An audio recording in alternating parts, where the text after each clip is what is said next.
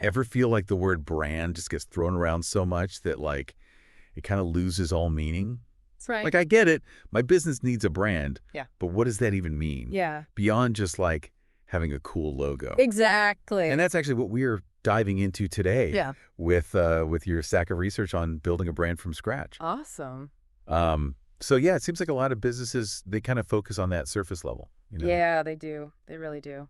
Having a cool logo, maybe a catchy tagline, but they miss that deeper foundation. It's funny you should say that because a lot of businesses, they do focus on just the superficial, just the looking cool part of it.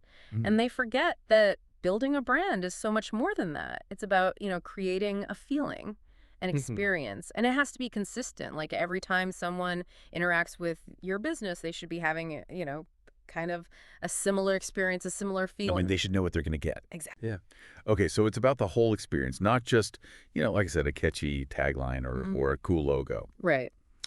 One thing that jumped out at me from the research was this idea of brand purpose. Yes. Is it really like as crucial as everyone's saying? I think it's even more than crucial. It's actually like the compass. It's guiding every decision you make about your brand. Okay.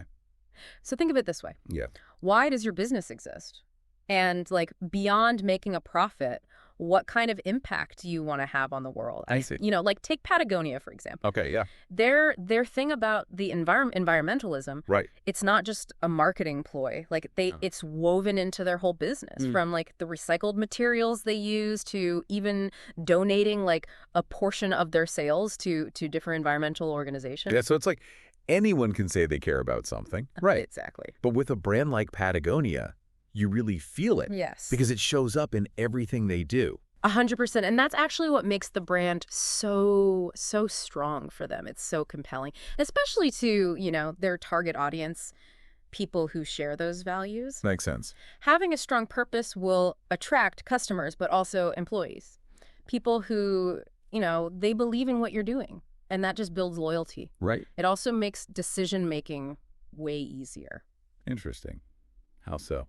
Well, like if someone comes to you with an opportunity, you can very easily say yes or no to that opportunity because you know your brand's why, your brand's purpose. Okay, that makes a lot of sense. So we've got our compass. Yes. We've got our purpose. Yes. Now we need to figure out who we're pointing it at. Right. Right. Yes. And the research talks about really understanding your audience beyond just basic demographics. Right. It's about going a little deeper than just saying we sell to women, 25 to 34. Right. Right. It's about getting into the nitty-gritty of their lives. Yeah. And that's where customer personas come in. So imagine, let's just say you're a travel agency. Yeah. High-end travel agency. Got it. And you're like, okay, we target affluent travelers. Okay. But you can go deeper than that. Okay. Let's create a persona, right? Okay. Call him Ethan. Okay. Ethan is he's a successful entrepreneur. He values unique experiences, hates planning itineraries, appreciates personalized service. So you're basically building a profile of your ideal customer. Yes. Almost like they're a real person. Yes. For specific needs and desires. 100%. And by doing that, by understanding their motivations, their pain points, even their aspirations, you can tailor your brand message to really resonate with them on a much deeper level. It's not just about selling a product at that point. Exactly. It's about selling a solution or a feeling. 100%. An experience. Yeah. And that's the aha moment that you want people to have. Right. Where it's like, oh, I get it, It aligns with their lifestyle, their values. Exactly. You got it. And by doing that, you're kind of already starting to stand out from the crowd, which is the next piece of the puzzle this research kind of tackles. Okay. And it uses a couple of different terms. Okay. It talks about brand positioning. Okay. It also mentions unique value proposition. Okay. Or UVP. Yeah, those sound a little jargony. Yeah, a little bit like marketing buzzwords. Right. Yeah. Right. Can you break those down for me a little bit? Totally. Yeah. So think of it this way. Okay. Imagine a crowded market. Okay. With all these different stalls. And let's just say they're all selling handmade candles. Okay. And they're all saying oh, we use natural soy wax and essential oils. Right. So how does a customer even choose at that point? Exactly. It's like candle overload. Right. It's too much. Yeah. So that's where the UVP comes in. Okay. It's what makes your candles different. And it answers the question of like, why should I buy from you? Oh, I see. Right. Okay. So maybe your Yeah. candles are designed for specific meditation practices, or a portion of your profits go to, mental health awareness. So it's not just about the product itself. Right. It's about that added value. Yes. That deeper meaning behind it. Yes. Okay. And you see how that ties back into the purpose? Yes. Absolutely. And knowing your audience. Yeah. It's all starting to come together now. It is. Okay, so like your UVPA should really speak to your audience's needs and desires. Yes. While also staying true to that brand purpose. Yes, 100%. Okay, it's like that sweet spot. It is. It really is. Where you're different from everyone else, but you're also speaking to the right people. Exactly. You got it. Awesome. Okay. So once you've nailed down your positioning, you've got your UVP. Yeah. Now comes the fun part. Okay. Bringing your brand to life. Visually. Okay, so this is where we get into the logo and Well, like the colors, the fonts you use, all that. Yeah. And this is really, it's like putting together a puzzle, Okay. but instead of a picture, you're creating a feeling, Right. an identity. Got it. And every single element matters. Yeah. From like your logo design to the imagery you use on social media. Right. It should all work together to tell a story. Right. It should be cohesive. Exactly, and evoke a certain emotion. So like when you think about a brand like Apple, Yes. their aesthetic is so minimalist, Yes. but it immediately makes you think sophisticated, innovative. 100%. Like when you see that Apple logo, you know what to expect. Exactly. They've got that consistency down. They really do. Yeah. They've mastered it, I think. They have. Okay. So speaking of storytelling, this research really emphasizes the power of having a compelling brand story.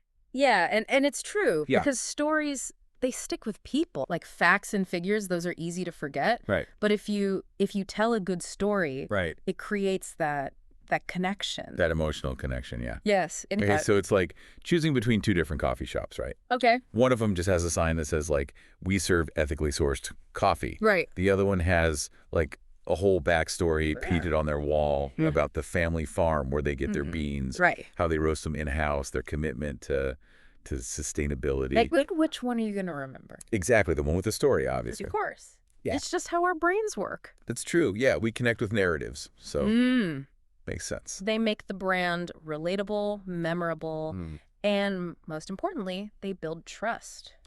Right, because then you believe in the brand more, so you're more likely to buy from them. 100%. People buy from brands they trust. Makes sense. Okay, so let's see. Yeah. We've got our purpose. We've got our audience. We've got our unique value. We have a visual identity. We've got a story. Now we got to get the word out. Right. So the research gets into like the digital landscape, Yeah. SEO, social media, content marketing. It's a lot. It is a lot, yeah. It can feel overwhelming. Yeah, for sure. But think of it this way. Okay. Digital marketing. It's just a set of tools Okay. to help you reach your people. So it's not about necessarily being on every platform. Right. It's about being more strategic Exactly. and choosing the platforms where your ideal customer is. Yes. Got it. Okay. 100%. Like, let's just say, Yeah. hypothetically, you're a sustainable clothing brand Okay. and you're targeting Gen Z. Okay. You're probably going to focus on TikTok, Instagram, Right. where they're spending their time. Makes sense. Yeah. You might create like really engaging video content. About how the clothes are made. Exactly. Yeah. Maybe even collaborate with some influencers who, kind of preach the same values. Right. Right. Who align with the brand. Exactly. Okay. Yeah. Whereas if you're like a luxury watchmaker Right. targeting a different demographic, Totally different. you're probably going to focus more on like a really sleek website. Yeah. Maybe some targeted ads on LinkedIn or something. Yes, 100%. Where those customers are. Exactly. It's all about aligning. It's all about aligning. Yeah. Your digital strategy with your brand and who you're talking to. The target audience. Yes, exactly. Got it. Okay, cool.